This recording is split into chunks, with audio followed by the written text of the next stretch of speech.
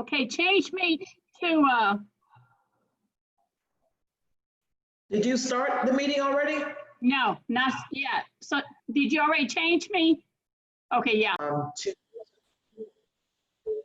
So the fact that we are all here today, our month of service program has grown from being just a will and estate planning program to include how to clear title to inherited property, protesting the property taxes, knowing the difference between exemptions and deferments, to credit and financial literacy, homebuyer education, down payment assistance. And now, because we are in the time of COVID and the coronavirus, it has kind of, I don't want to say forced us, but we wanted to expand on the program due to the needs of what you all have actually addressed to us as far as other topics and issues that have come up since the coronavirus. So today's presentation is going to be done by the Houston Volunteer Lawyers, Ms. Luz Martinez. And the topic today is IRS income taxes and the economic impact. So without further ado, I'd like to go ahead and have Ms. Luz go ahead and begin her presentation. We will allow everyone to please ask questions in your chat box if you'd like. We'll do our best to address them during the presentation. However, we will go back and read them so that Luz can address them directly.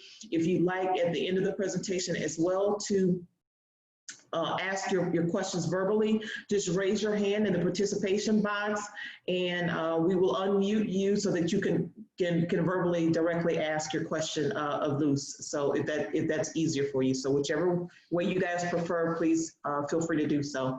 So without further ado, I'd like to go ahead and have Ms. Luz Martinez go ahead and take over. Go ahead, Luz.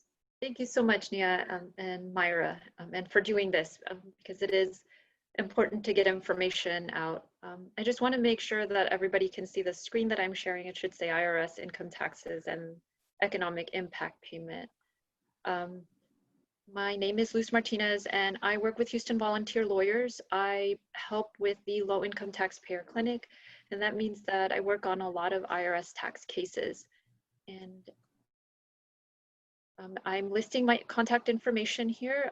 Again, it's Luz Martinez. You can see my email address here and phone number if you have any questions. I'm going to list it again during the presentation, but I just wanted to let you know that if you do have questions after this presentation, that I'm available to answer those. And also, if you need some of the resources that I've listed here, I'm happy to share those as well. And I'm listing also our website, which is makejusticehappen.org. I work with the Low Income Taxpayer Clinic. These programs exist all over the US. There's 3 of them here in Houston. We are one of them. South Texas is another one, and Lone Star Legal Aid has the same program. We offer free legal assistance for your IRS tax dispute.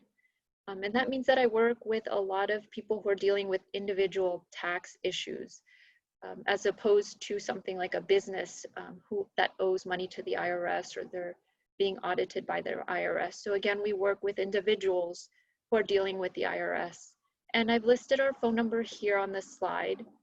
And this phone number is that you can use to schedule an appointment. The kind of cases that we handle and our volunteer attorneys handle are negotiations and settlements for tax debt. We also help when families are being asked to verify information for the Earned Income Tax Credit. And that, what it looks like is the IRS asking, can you show me where your children lived, where they go to school, how long they live with you during the year. And we help with identity theft. And for our clients, what that looks like is they've noticed someone else is filing a tax return, or they haven't seen their refund and it turns out it went to someone else because that other person is either filing a tax return or using their name to work. And another example are audits or examinations.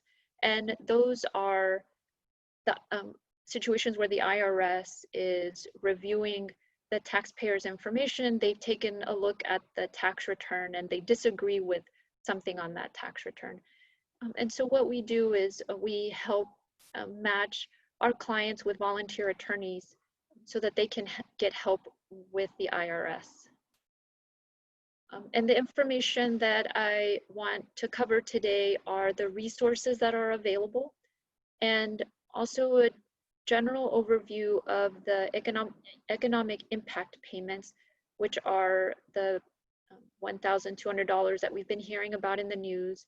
And sometimes they're called the stimulus payments. And they were made available to us by the Coronavirus Aid Relief and Economic Security Act, and that's what we've been hearing is called the CARES Act. And the reason why I think it's important to keep this information in mind is because it does offer relief to families, and we've been hearing so much about it in the news that I wanted to provide some general information. Of course, everybody's situation is specific to them. And so if you do have any extra questions or something specific to you, then I'm happy to answer them. If I can't answer them, then I'm happy to follow up. And this is a list of where you can check for information. If you have tried to call the IRS right now, it's very difficult to get through to a live person. There's either very long wait times or you can't reach anyone. There were times where I called and my call didn't go anywhere. And what the IRS has been telling us is that as cities start to relax their lockdown measures, that the IRS is getting some of its staff members back to their offices. But as they started to work remotely, that meant that they couldn't offer as much services that they offered in the past. That was answering questions about how to file a tax return, or if you received a letter, you could call in and ask questions, but now that's very difficult to do. And the IRS has told us that they're adding more staff members to answer phone calls, and I'll go over that in a bit. You can also visit the Taxpayer Advocate Service. They have some interesting tools that you can use online, and it covers very the same or similar information that I'm covering today. They just made some great videos and some online tools that you can use to figure out if you're eligible for the payment and if there's something that you need to do. And the Taxpayer Advocate Service is part of the IRS, and they're there to help taxpayers.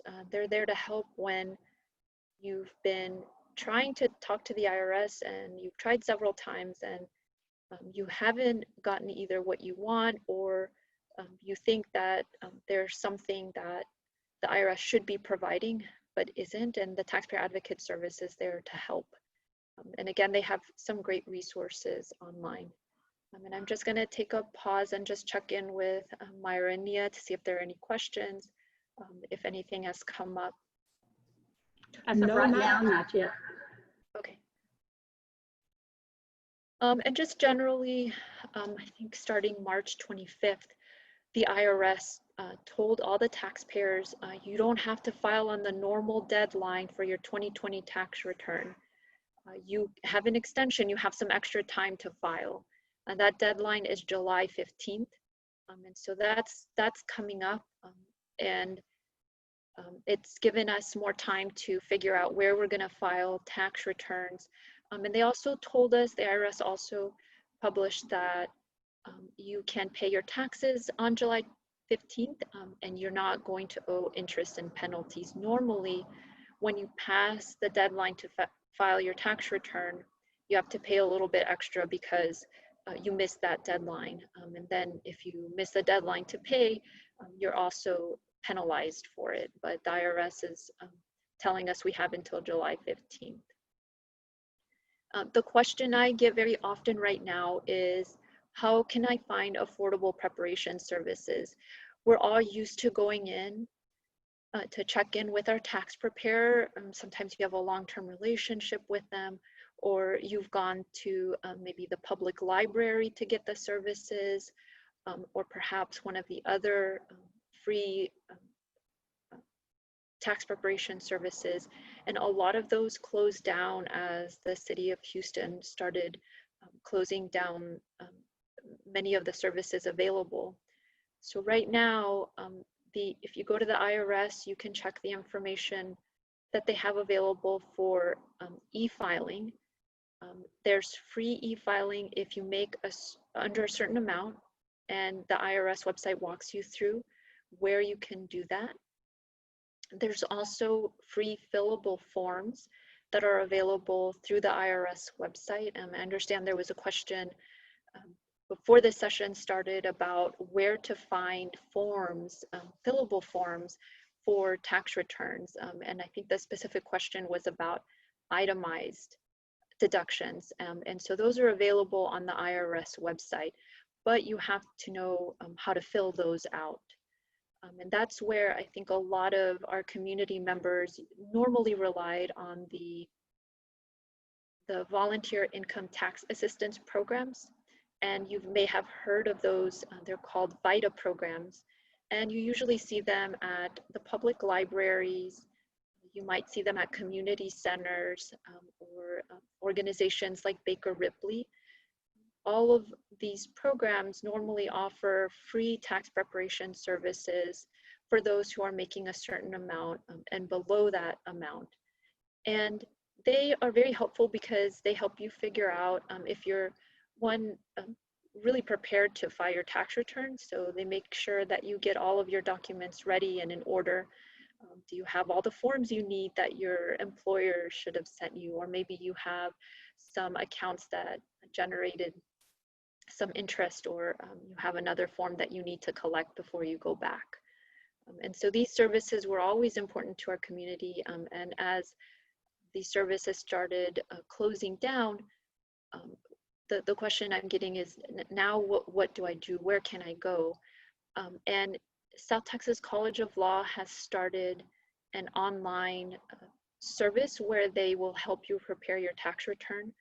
So if you are interested in getting your tax return prepared by the students and the professors at South Texas College of Law, then you can give them a call because I think you have to book an appointment, and they have to also let you know what documents to have available for that tax preparation service.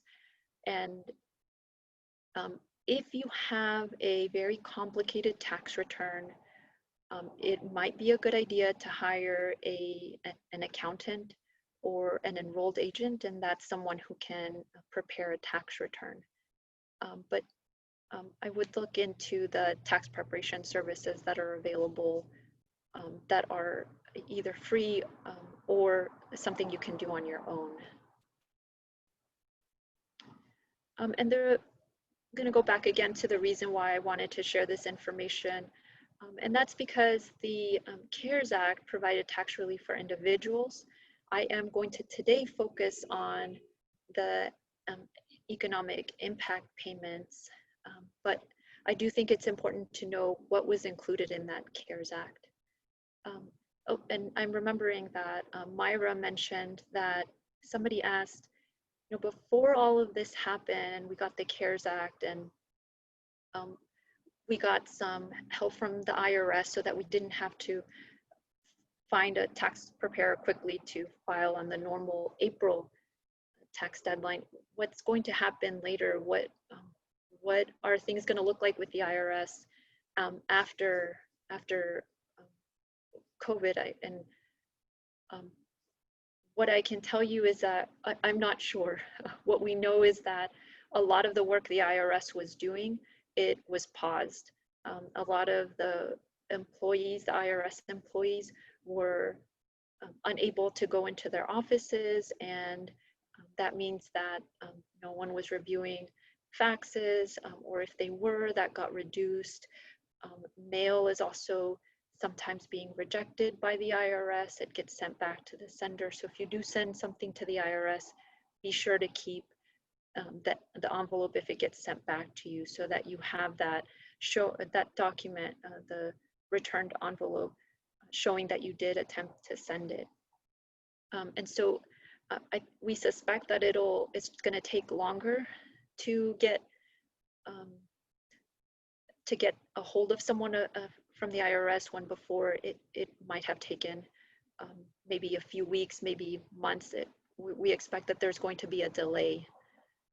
And because of what was going on with our society, the IRS offered some forms of relief, and I wanted to briefly go over those because those are expected to end July 15th, which is coming up.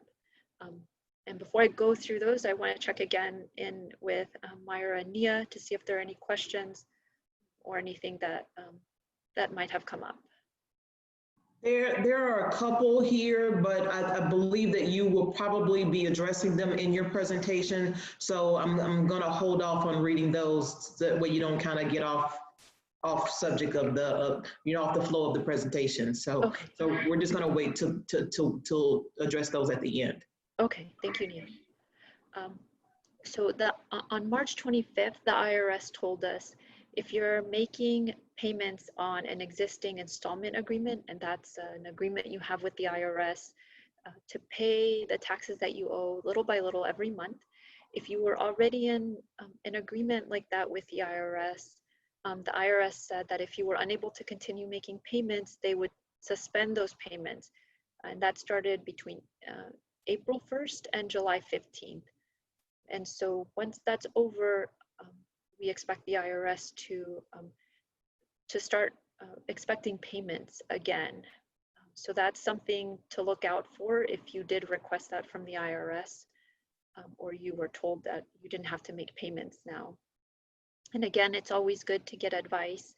Again, that can be with your accountant, or it can be with a program that's available if you're eligible, or perhaps an accountant. Also, people who were already paying on a settlement, they settled with the IRS to pay less than what they owed, and they were making payments on that settlement. The IRS told us on March 25th that they were going to suspend the payments until July 15th. The interest would still build up, but they were trying to give taxpayers some relief. So we expect that after July 15th, the IRS is going to start expecting those payments again. The IRS also told us that they were going to suspend some of the liens and levies that they were placing, and that's a lien and a levy is something the IRS does to notify others that you owe the taxes. That's a lien, and levies is when they start taking your personal things. So the IRS told us we're going to take a pause on those, but we expect at some point those will start again, new ones will start again. And the IRS said also, if they see that it's the right thing to do, they may continue to place those liens and levies right now while they say that most of those have been suspended. So things to keep in mind if you have something pending, if you have perhaps tax debt, or you expect to have tax debt and you're not sure what to do, it's always good to talk to someone because you don't want to ignore something. It's much better to try and address it as it comes along. The IRS also told us that for some of the activities that they normally had, they were going to suspend them until we think July 15th, but also we're getting updates regularly from the IRS. So we're waiting, I think, just to see what's going to happen. But a lot of IRS agents, if you were already working with someone, a representative from the IRS, that work is still going to continue. They may still ask you for information. So it's good to continue those conversations with the IRS representative. And so now, those are things to think about when you're thinking about what happens after cities start opening up, IRS offices are starting to open up. If you are right now trying to figure out how to take care of other things in your life, it might be a good idea to start thinking about what's going on with your taxes if it is an issue or if you were already dealing with the IRS. And I'm going to go back to the information about the CARES Act. And I'm going to briefly talk about some of the forms of relief that are available to families. Today, I'm going to focus on the economic impact payments. Those are those the $1,200 payments that the government is sending out. But before I get to those, I wanted to briefly go over some of the other items that were included in the CARES Act, that law that got passed. One are special rules for using retirement accounts, and the other two are about charitable contributions, donations being made. For these items, I think it's important to talk to someone to go over your personal information, your personal finances, because you may find that it's a right move for you, or it might not be, even though it's available. And so in that case, you might want to consult an accountant and someone who can help you look at your budget, your income. And I know things are changing right now with jobs and furloughs and layoffs. So it may be something to look into in the future. So right now I'm just going to briefly go over the charitable contributions. And the CARES Act allows for a taxpayer who didn't itemize deductions to reduce their gross income by up to $300 for cash distributions to charitable organizations. And that's something to look into if you're interested in knowing that the organization you send that contribution to is one that's eligible. So it's always good to check the specifics of this law and what the IRS is looking for. Also, in 2020, up to 100% of adjusted gross income can be deducted for a charitable contribution. That's again a donation, and you can carry it forward 5 years, subject to a 60% adjusted gross income limitation. Again, I'm just briefly going over these just so you know they exist. And if it is something you're thinking about doing, it's also good to get the details, the specifics, just to make sure that the organization that you're donating to is the one that the IRS sees as eligible. And again, to make sure it's a right fit for you. Now I'm going to go over the special rules for using retirement accounts. This is something that I see from a lot of my clients. They're in a very tough position. They have a lot of things that they need to take care of for their family, so they take money out of their retirement account. And then when they realize that taking money out of the account increases how much the IRS sees that they made as income during the year where they remove the money, now they realize that means that now I'm going to owe more taxes. Something that is really hard to plan for if you're trying to make sure that you're taking care of your family, you're juggling lots of things, but it's good to prepare for what's coming up. And right now the CARES Act allows you to withdraw up to $100,000 in coronavirus related distributions, and that's from an eligible retirement account. And you can do that without the 10% penalty. And again, it's good to talk to an accountant, get more specific information for you to know that if this is a good option for you. And the IRS tells us that it has to be an eligible retirement plan. So that's something like a 401k or an IRA. And they also have different restrictions. For example, it has to be a coronavirus related distribution. And it has to be taken out between January 1st of 2020 and December 30th of 2020. So it has to be done during this time. And then the person who is affected is someone who is diagnosed with the virus or has a spouse who's diagnosed. And again, the IRS gives very specific information. They want documentation of it. And so that's something extra to be aware of, because now it's much easier to collect the information as you're doing it rather than going back a few years trying to figure out, where did I put that document? Did I save it anywhere? So it's always good, again, to check to see what the IRS is looking for when they're reviewing your tax return, so that you can show that you were eligible for this. The IRS also tells us that if you're affected, you may be, you're someone who has experienced adverse financial consequences. That means maybe you had reduced hours, maybe by a furlough or a layoff, or you've experienced adverse consequences as a result of being unable to work because of lack of childcare due to the virus, or you ran a self-owned business. You were running your own business and you had to close or reduce the number of hours because of the virus. And again, this is nice for families who are taking out money because they don't have to pay the 10% penalty. That means that they'll be able to keep more of their money, and you can include it in your income over a 3-year period.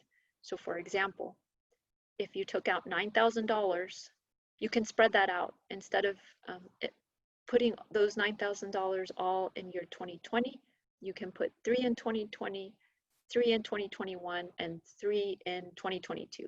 It just allows you to make sure that you're not hit all at once with this amount being included in your tax returns, and then making sure that you can have some control over how much you're going to pay in taxes so that you can plan for it.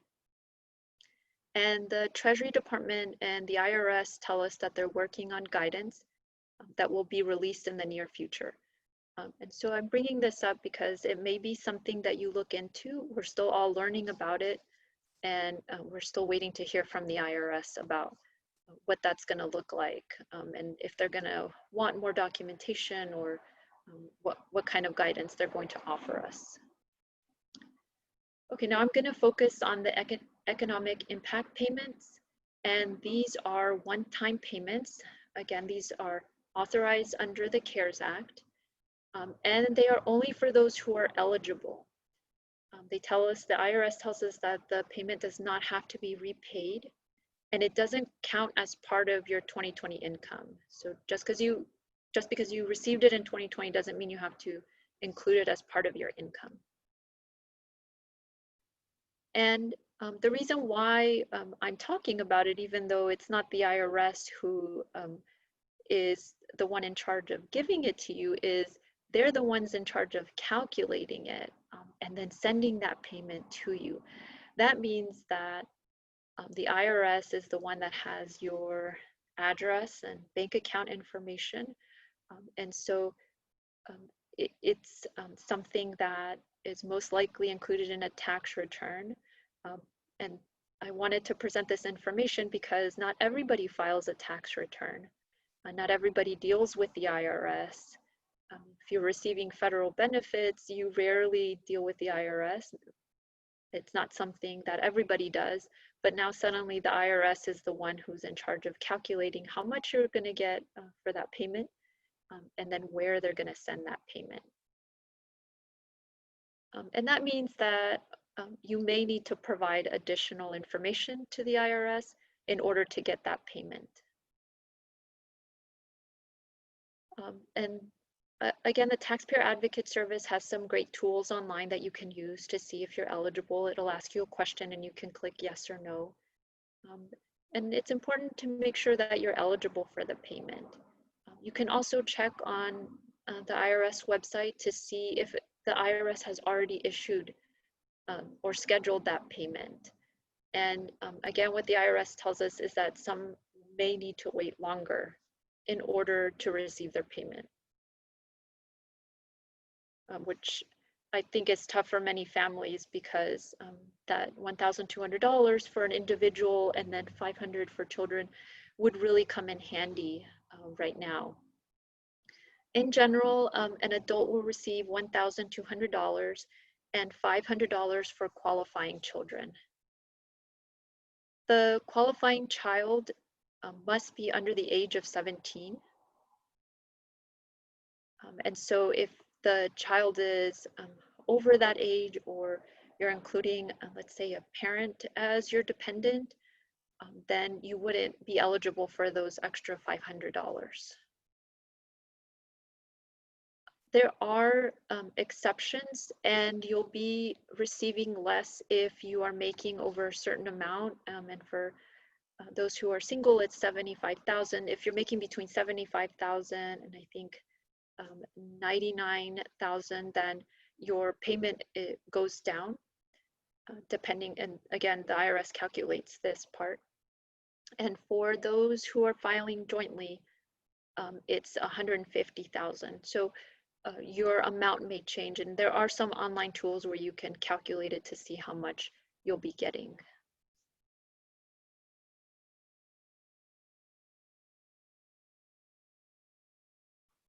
A question that I've been getting often is, will I get the payment if I don't have a social security number, or I have something else that I normally use to file tax return? What happens to me? Am I eligible to receive the payment if I don't have a social security number? And the answer is no. You have to have a work eligible social security number in order to receive the payment.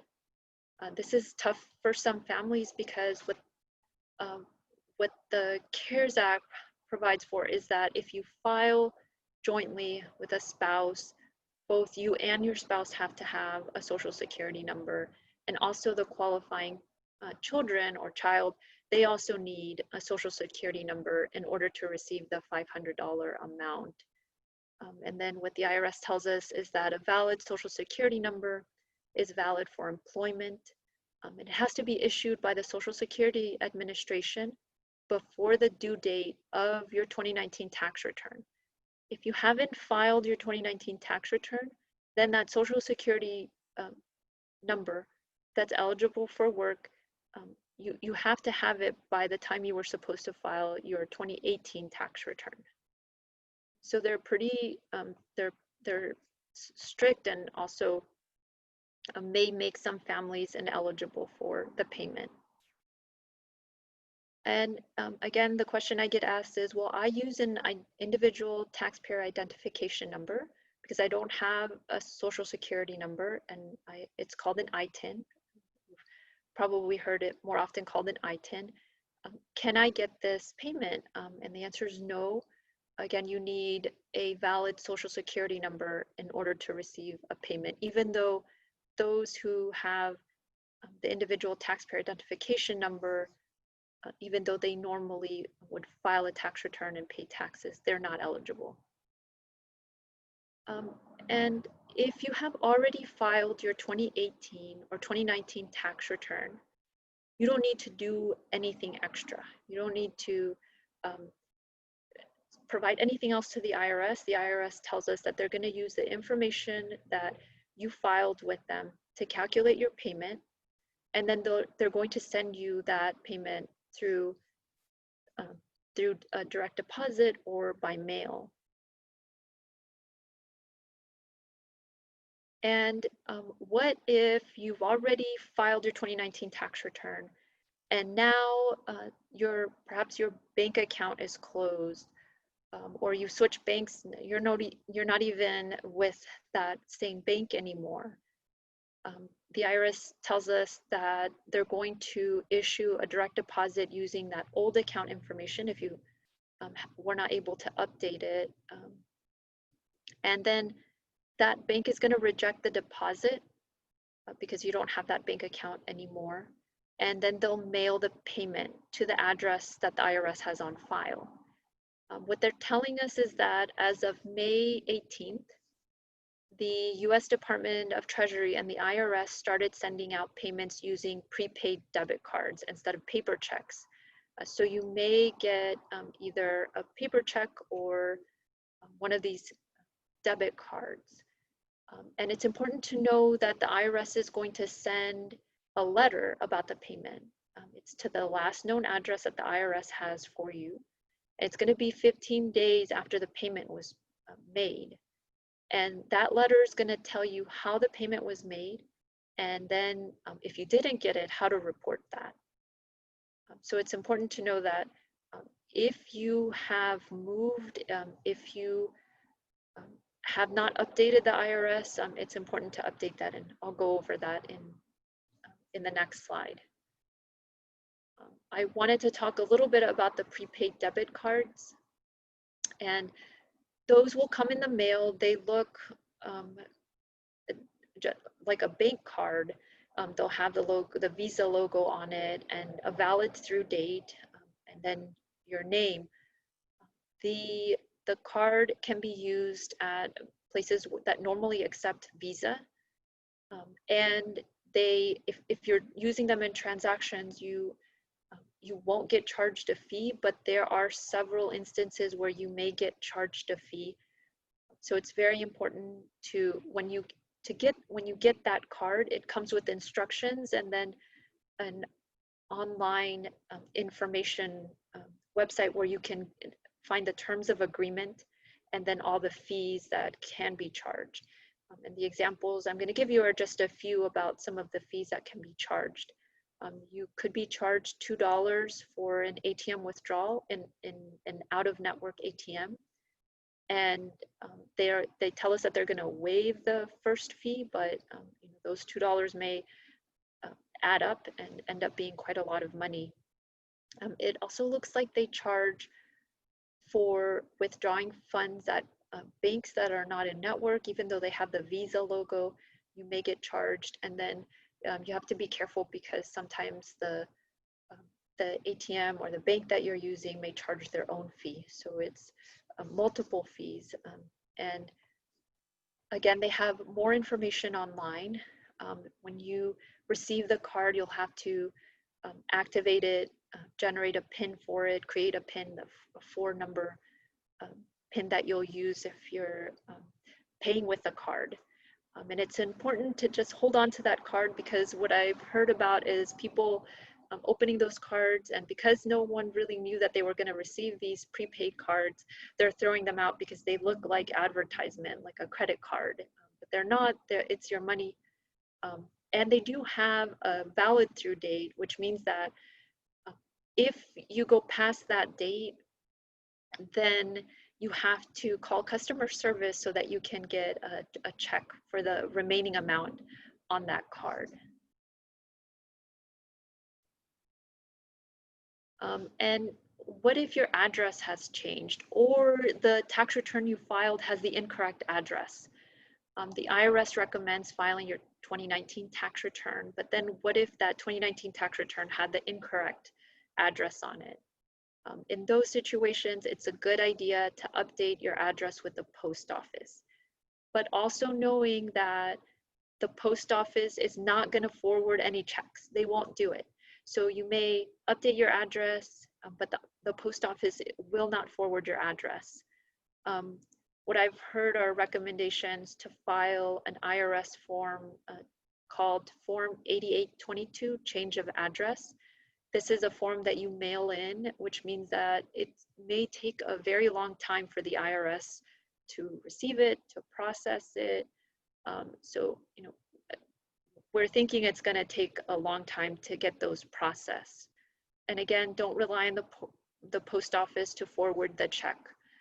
And that means that for a lot of people, it may be a longer wait. But again, check in with the services around you, the low-income taxpayer clinics in town, because they may be able to help you update that address with the IRS. And then what about those who don't usually file a tax return? I can think of many of my clients that don't ever deal with the IRS, or when I go to talks, they tell me that's not something I do because I receive Social Security, or I receive other federal benefits and I just don't deal with the IRS.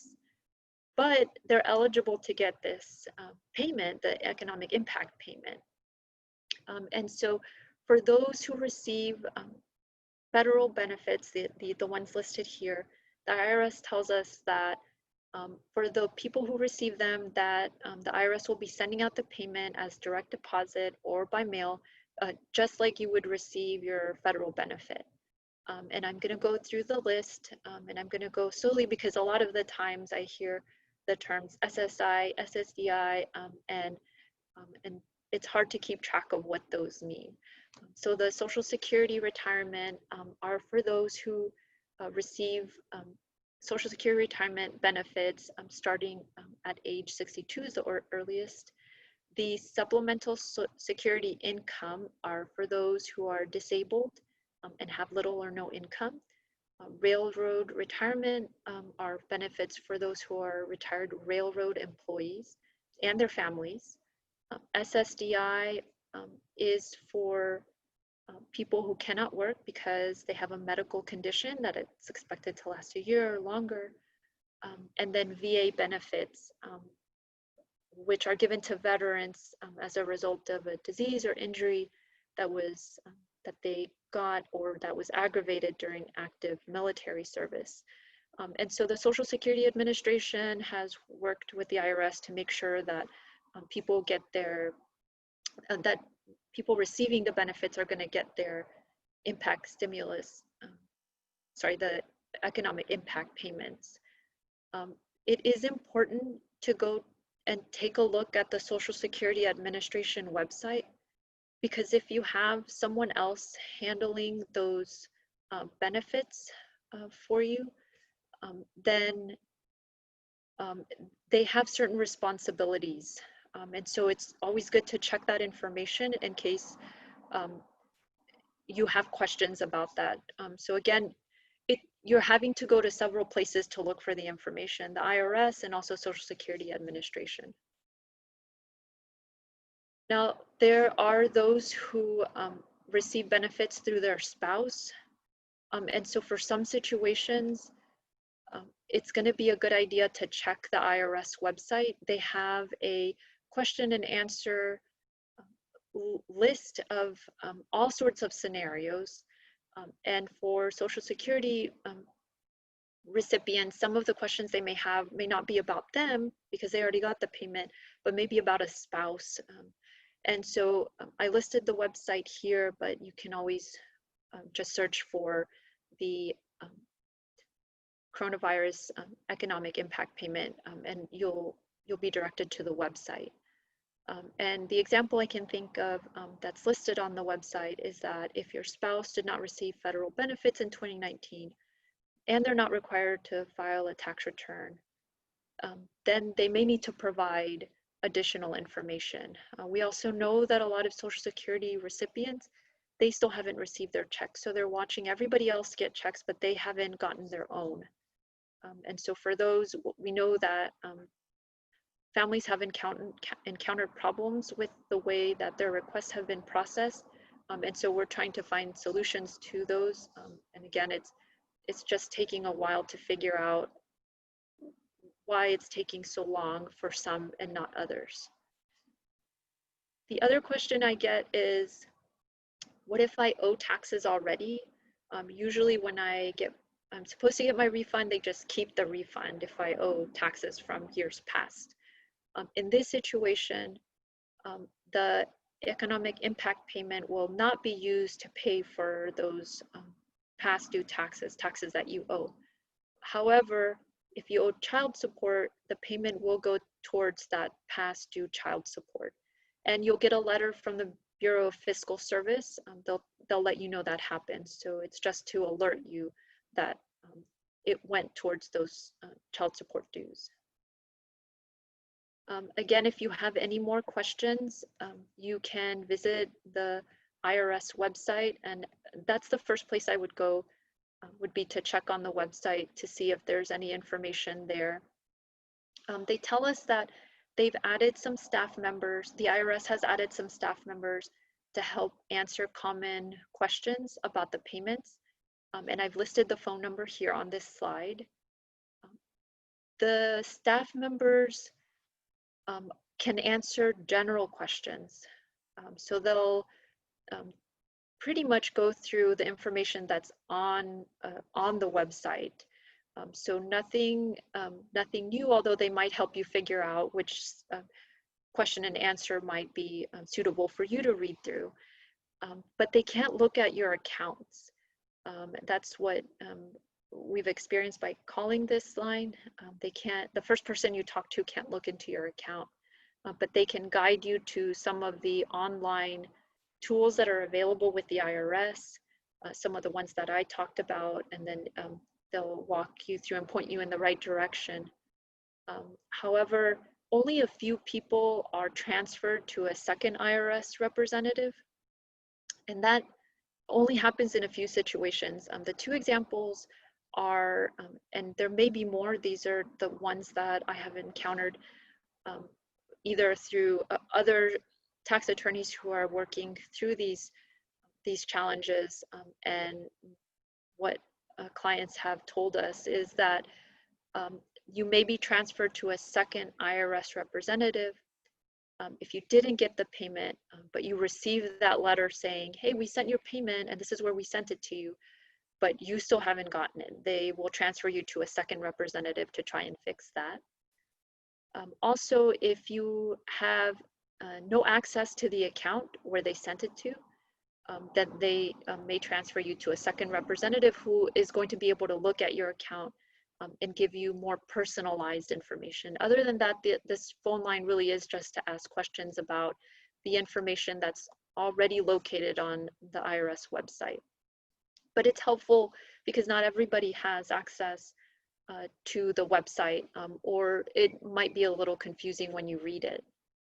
Again, you can visit the website for these question and answers, and you can also use the tool online that allows you to check the status of your payment to figure out if it's already been sent out.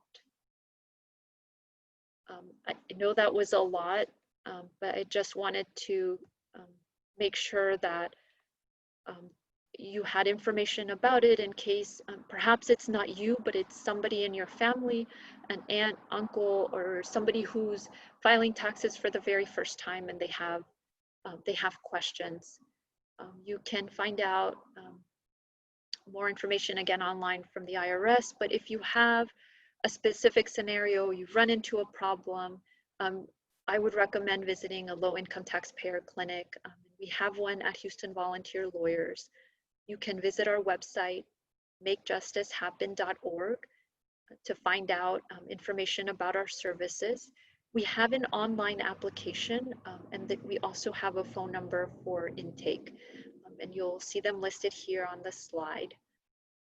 Right now, we are providing advice after you filled out the application over the phone, and so just to let you know that those phone conversations happen every week, and we realize that a lot of services right now are only over the phone. I've heard from several clients that they're used to talking to someone face to face because these are very personal things. Your finances, your taxes, all of those are very personal, and so it's important to remember that there are services available to help you if you qualify. Eligibility is based on income and assets.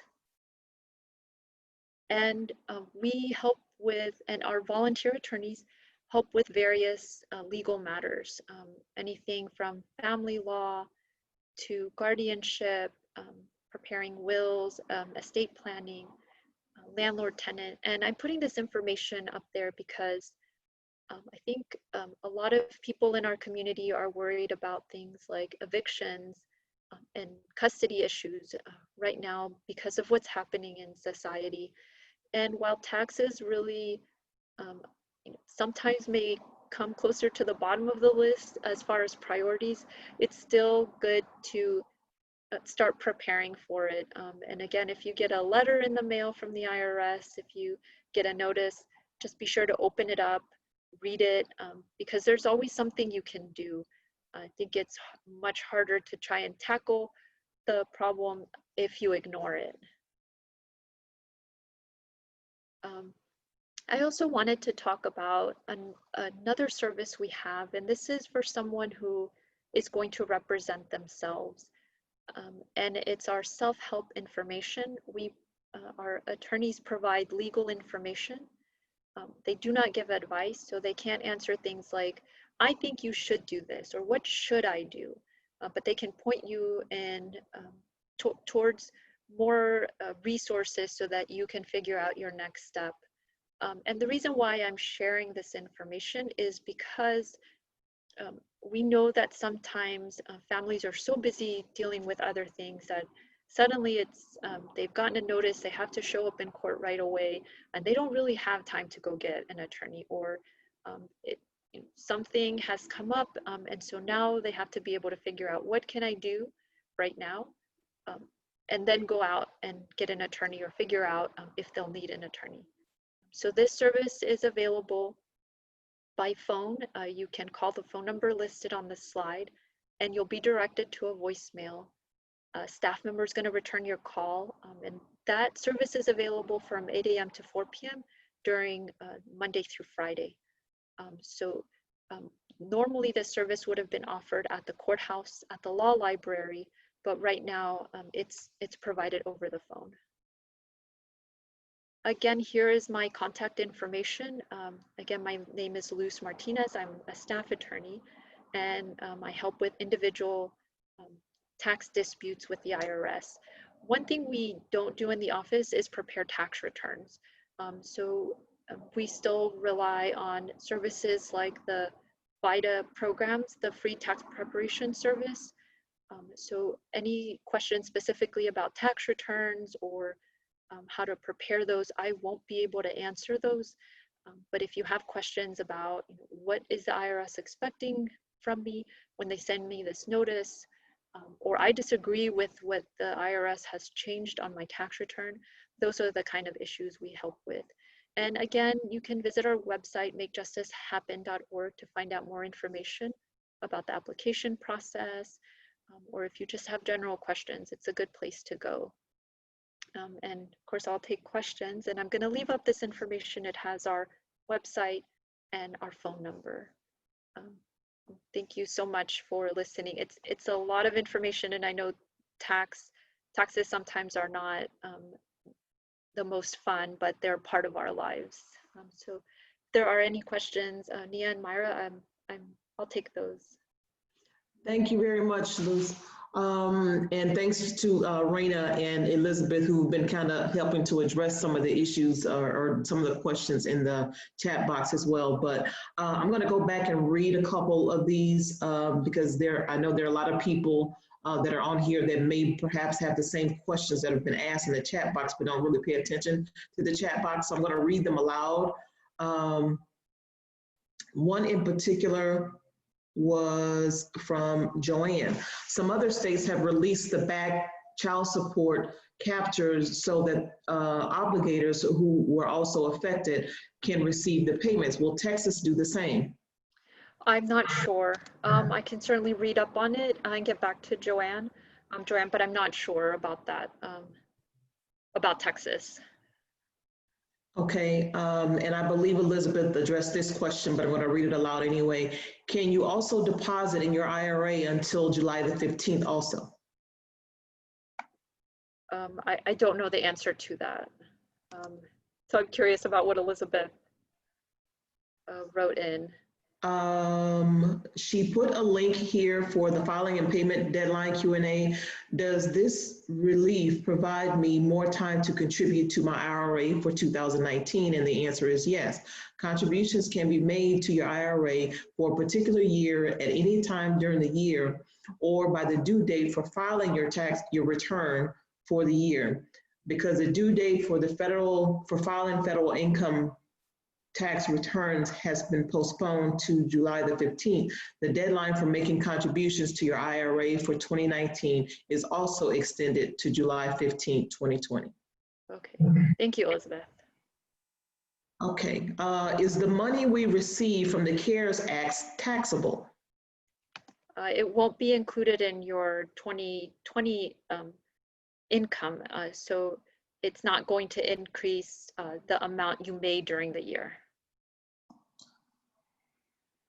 Okay. So how is the recapture or whatever, is that gonna?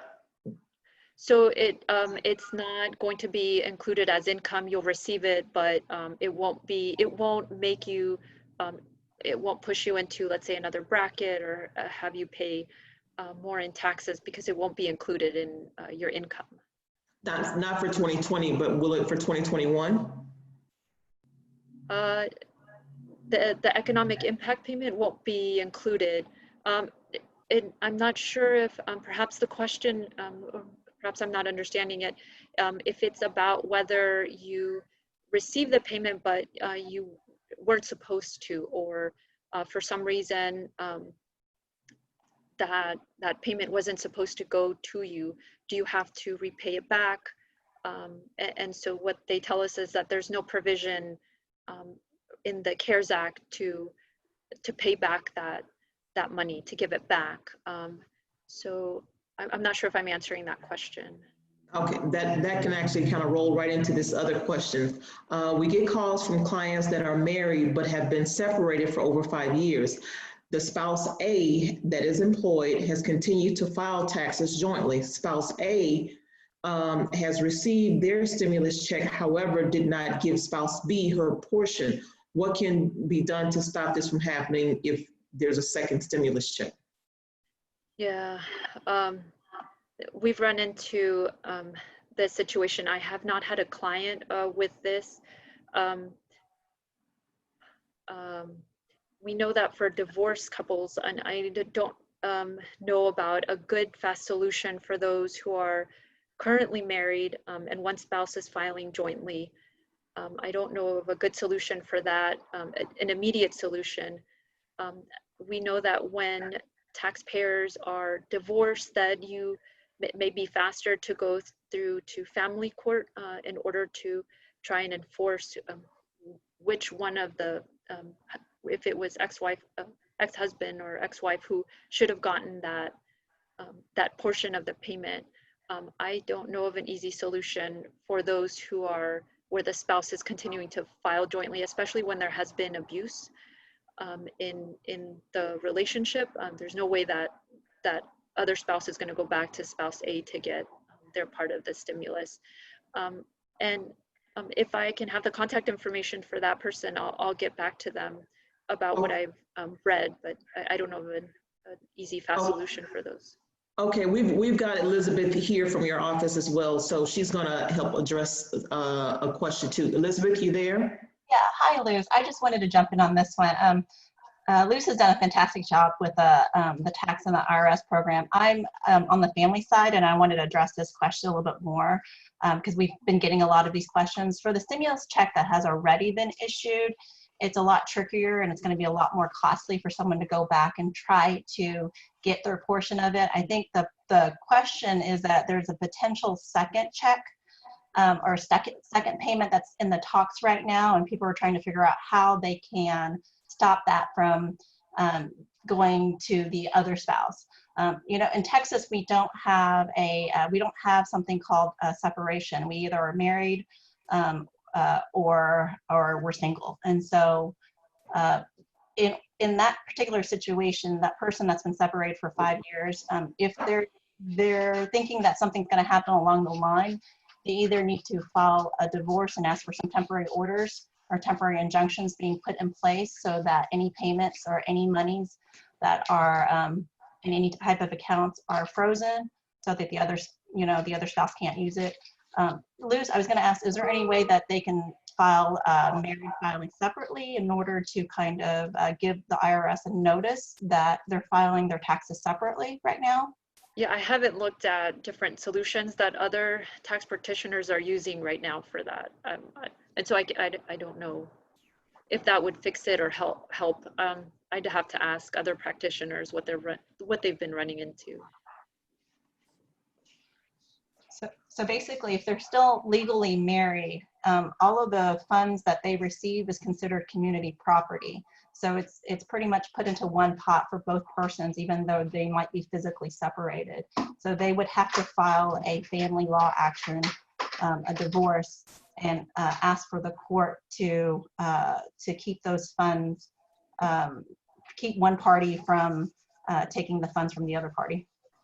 And that is what I've read from other tax practitioners, is that perhaps family law would be the faster route to solve this.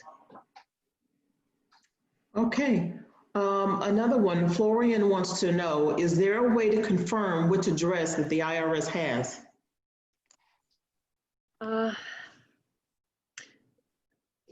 Well, normally you're able to get an account transcript which has the address that you included in your last tax return. And there's an automated phone line that you can call to get that. It usually gets delivered to you through mail.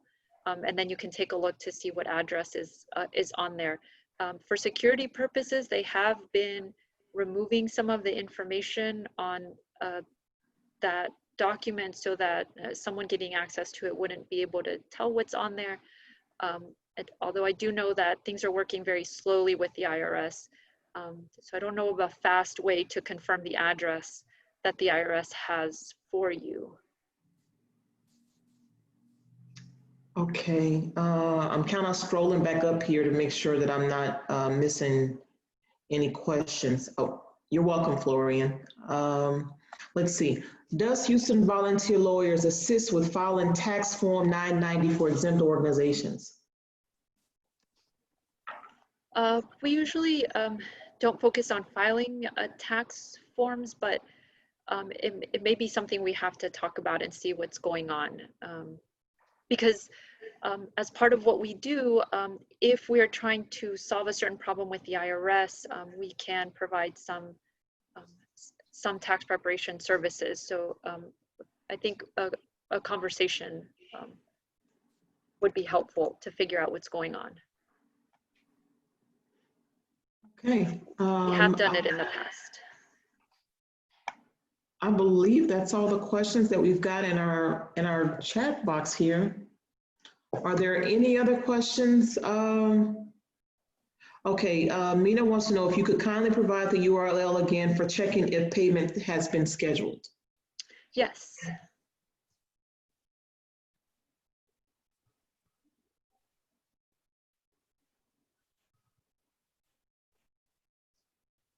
Okay, it is the very last website.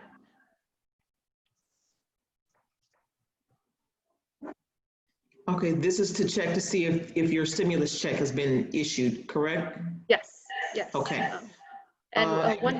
Oh, yes, sorry. I'm just going to read it out loud because I know that there are some that are actually called in as opposed to have video capability. So you can visit the IRS website to check the status of your payment by visiting www.irs.gov/coronavirus/get-my-payment. And get my is hyphenated. It's GET-MY-payment. One thing that I'd like to say about this phone number listed at the very top of the slide that talks about IRS representatives being available to answer general questions is that if you call that line, and that's the 1-800-919-9835 number, that they won't be able to tell you when your payment is coming. And that's, I think, something that everybody's interested is, when is it scheduled? When am I supposed to receive it? So that's something that we don't have an easy way of getting access to right now. Okay, and again, for those that don't have the video capability but are only calling in, for IRS staff questions about your payment, you can call 1-800-919-9835. Let's see, there's one more question here. What was the proposed date for the second payment? I don't know of a second payment that's scheduled. Okay. Let me see.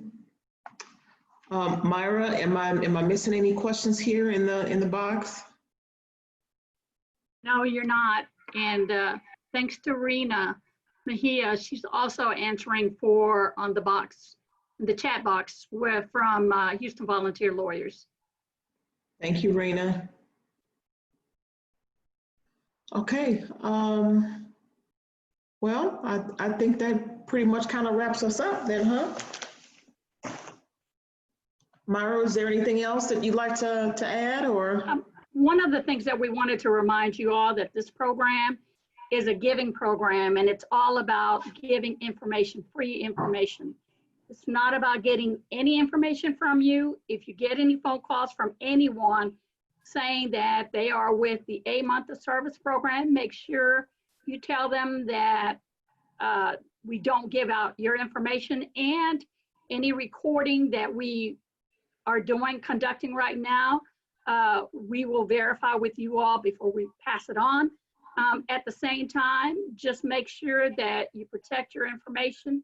Make sure that if you have any questions or if you think something is false or doesn't look right, make sure you call Houston Volunteer Lawyers or call NRCDC or the City of Houston. Just dial 311 and ask to speak to someone with the City of Houston Department of Neighborhoods, or call NRCDC Houston. And Nia, what's their phone number, please? Our phone number is 713-520-5232. And we also was just issued an office cell number since our office is kind of closed. If you guys have any questions about any of the other upcoming workshops and things or other programs, you can call 346-339-1088, and you can also visit our website at nrcdc.org and go to the Get Registered tab to register for other upcoming events that we've got that are already scheduled for the month of June. With that being said, I definitely would like to invite you all to participate in the workshop that we've got coming up on Thursday. That is getting a legal checkup. Regardless of whatever legal issues that you think that may or may not pertain to you, that everybody's got a legal issue somewhere, regardless if it's tenant, landlord, mortgage, wills, estate planning, clearing title, fighting property taxes, IRS issues, or what have you, that there may be an issue that is addressed at the legal checkup workshop that we intend on having on on Thursday at 1 p.m. So Myra has just launched our poll. If we can get you guys to answer a couple of poll questions for us in regards to the presentation while we kind of wrap up, that would be great. And again, thank you to our partner, Houston Volunteer Lawyers, Luz Martinez and Elizabeth and Rena that also assisted from the Houston Volunteer Lawyers with answering questions for all of you. So thank you guys very much for joining us. Please answer the questions in the poll, give us your feedback.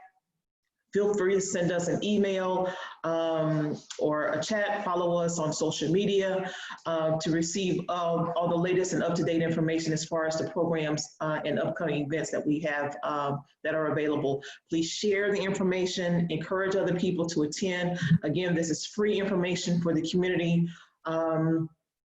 That you're probably not going to get free legal assistance or free legal advice or community information pretty much from anywhere else that's going to help with, again, with asset preservation, maintaining or building generational wealth. And that's pretty much what our focus is here, is to make sure that, that we provide this information for you guys that find it beneficial. So we encourage you to pay it forward and share with as many people as you can.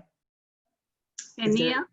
Yes. One of the things we want to remind everyone is that through COVID-19, we all understand that everyone's stressed out, and we just want to let you know you're not alone. That's why the month of service is so important. We were conducting workshops throughout Houston, and when COVID-19 came in and happened, we all the partners got together and said, hey, you know, we want everyone to know you're not alone. So that's why we created the webinars. We're still learning the process, but thank you to Nia and Houston Volunteer Lawyers and our other partners, because we're working together to help you understand, or any questions you've asked. We want to be able to help you with free information, but we also want to let you know that you're not alone and we're here for you. Thank you so much. Thank you, Luz. Appreciate you very much for taking the time out. Thank you, Nia. Thank you, Myra, and for everyone for attending. Thank you. All right. Thank you, guys. All right, we're all set.